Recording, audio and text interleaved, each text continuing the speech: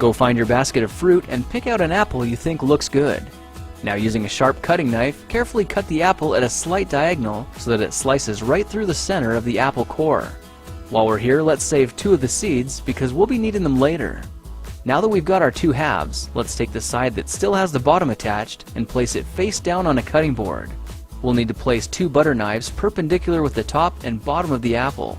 Now we can carefully cut down along one side of the apple core until the knife bottoms out on our makeshift spacers, then use the spacers as a guide to gently cut in from the side. When the 2 cuts meet, you'll have an apple wedge that pops right out.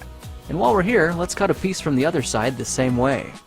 Now our goal with these is to cut out 3 more L-shaped wedges about 1/4 inch thick.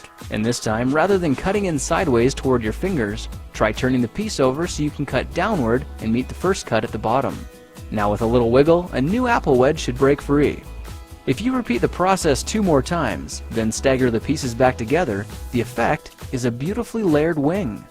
Now just cut the other piece the same way and your swan's body should look like this.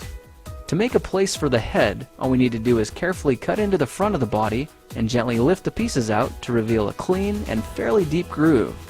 At this point, we can go ahead and grab the other half of the apple and place it between the butter knives like before, but this time we're just going to use them as spacers to cut an even slice off the bottom. You can see that repeating this process 3 or 4 times gives us a nice variety of shapes and sizes.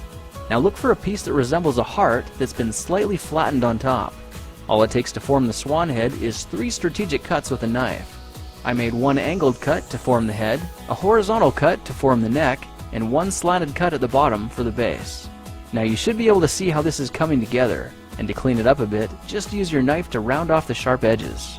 All that's left now is to place the apple seeds where you think the eyes should go, then use the side of a butter knife to press them firmly into position.